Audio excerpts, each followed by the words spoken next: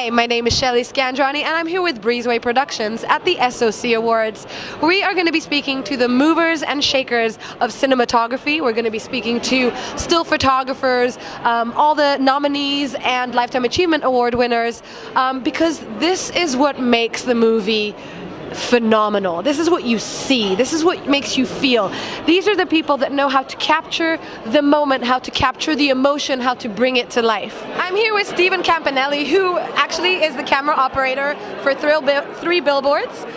Tell us how that was to work on that. Oh, it was great. It was so much fun.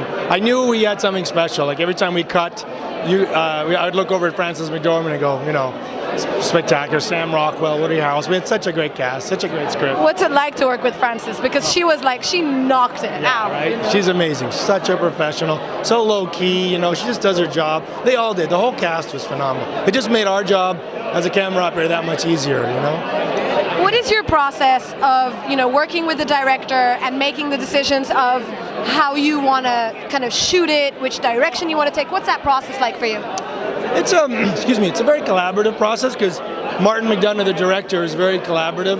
He's more of an actor's director. He works with the actors and the script and all that. And then Ben Davis, the cinematographer, and I, we help Martin create the vision with our camera, you know? So it's a real collaborative effort, yeah. Is there a particular shot or angle in the film that you're like, that's my favorite? Yeah, definitely there is. That's a good question. There's a shot where Sam Rockwell throws the guy out the window. It's a 2.5 minute shot. It's all done in one take, where he comes across the street, goes up the stairs, throws the guy, comes back down. So in the moment, you don't even realize it's one shot, but it actually is, and I was very proud of that. You're right. Tell us a story. What has been one of the challenges you've had to face? Yeah, I think it was Perfect Storm again. I think the challenge was shooting a shot of George Clooney through the wheelhouse window of a boat out on the water in Gloucester, Massachusetts, where the hurricane or where the storm actually happened. And off camera, Mark Wahlberg was getting a little seasick and trying to concentrate on George Clooney's close-up, knowing that Mark Wahlberg might vomit any moment, was kind of a challenge. Because after every take we would cut and Mark would run out to the rail of the boat and just heave his guts out right next to me. So I think the challenge was for me not to get sick while we were doing that shot. So when you come to choose a cinematographer, what are the main factors that you're looking for?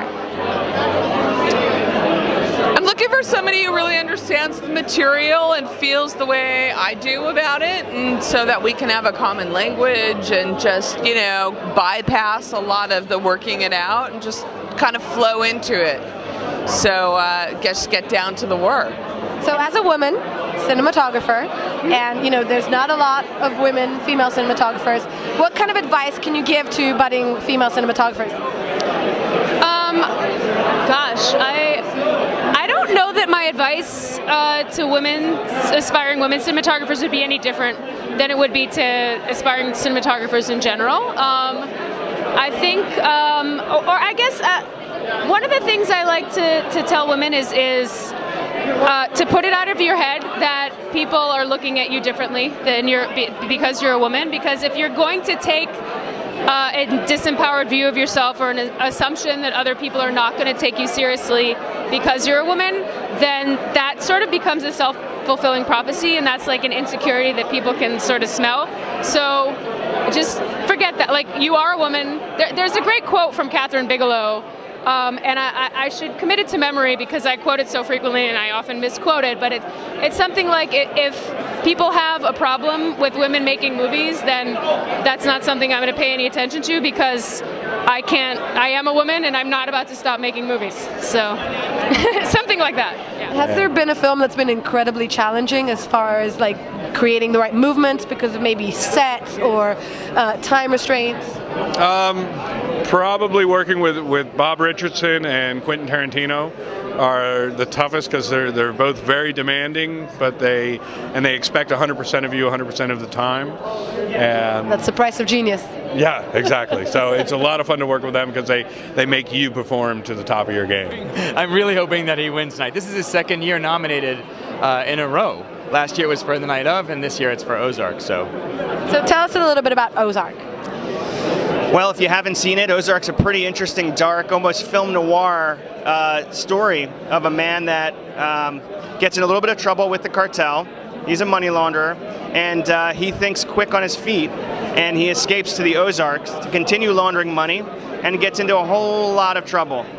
So what is it like, you said film noir, so obviously there's other kind of camera decisions that you make, so how does that process go? Well, it's very dark. That's the first aspect of film noir. Figuratively and literally. Yeah, literally it's sometimes a challenge just to see what I'm filming. So that's probably the most interesting part of my job on a daily basis, is trying to figure out, is he on camera? I don't know. The show has a very specific, unique patina. I don't know the right terms, I just know what it looks like. And then additionally, there's lots of elements to the stories that are very dark and scary and occasionally slightly funny. And the way that they navigate that color palette that has been chosen with these characters created a really incredible show. What was the most challenging film you ever worked on? That would be Braveheart. And part of the reason because that was the film that Lois and I met on. So it was challenging for a lot of different reasons. And how do you work with a cinematographer? Obviously, God. It's a major That's part. why I come to these events every single year, is that the camera operators are an invaluable asset to the actor.